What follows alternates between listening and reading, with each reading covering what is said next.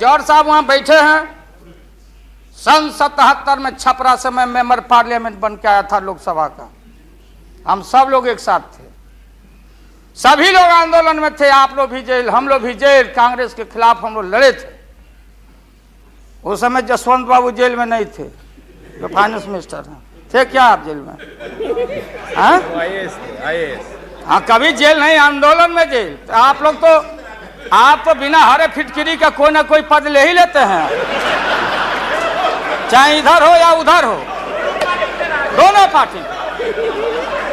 अब उसमें आप अकेले नहीं हैं। दिल्ली में ऐसे बुद्धिजीवी लोग हैं, बुद्धिजीवी, बुद्धि नहीं है लेकिन बुद्धि से जी रहे थे। तो खैर छोड़िए इन बातों को, ज्यादा आपको टॉर्चर करने की जरूरत नहीं। सन 77 में महोदय हम लोगों को दिल्ली समझ में आया नहीं। दिल्ली में हम लोग जब आए, राजनारायण जी, जौहर साहब, चौधरी चरण सिंह जी, हम लोग उसी परिवार के लोग हैं महोदय। चाहे मुलायम सिंह जी हो और कोई हो, या नीतीश जी उधर जो चले गए हैं। हमारे मुंह में सीधे 32 दांत है, उनके पेट में नीतीश के दांत है, जो वहां चले गए। पेट में दांत, पेट वाला दांत बड़ा खतरनाक होता है।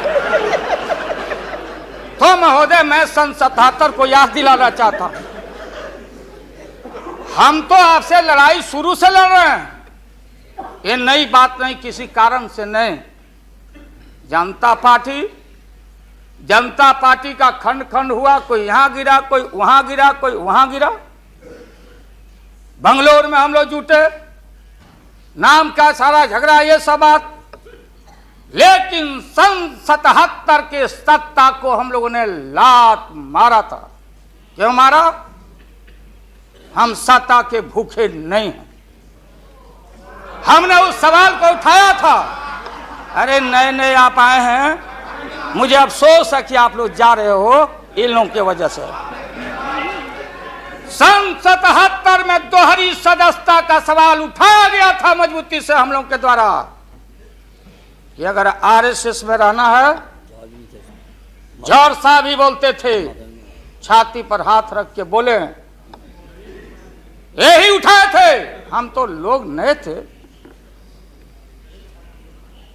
हम लोगों ने कहा था या तो आरएसएस में रहिए या तो जनता पार्टी में रहिए। दोहरी सदस्यता नहीं चलेगा इस मुल्क में, और देश के सेकुलर कैरेक्टर और फाउंडेशन को हम लात नहीं मारेंगे। आपको याद होगा, इसलिए हम लोग टूटे और हम लोगों ने नारा दिया, चरण नहीं तो चुनाव। और हम लोग चुनाव में गए। हमारी लड़ाई आपसे है। आपने कहा, अब बताइए, हिंदू हिंदू हिंदू हिंदू हिंदुत्व कौन विरोध करता? तो हम लोग के पुरोहित ये अडवाणी जी कैसे हो सकते हैं? ये हमारे पंडित कैसे हो सकते हैं? अभी भी मेरा सुझाव है, हालांकि सुझाव देने का हकदार आपके उम्र के आदमी के लिए हम नहीं जोग समझते, लेकिन आपने कहा था माननीय प्रधानमंत्री जी, पूरे देश के कांग्रेस के लोगों को विन ओवर करने के लिए, संपैथी लेने के लिए, कि नेहरू जी ने कहा था कि अटल एक दिन तुम देश का प्रधानमंत्री बनेगा। आपने कहा था, ये लिखा हुआ है रिकॉर्ड में, आपने कहा था।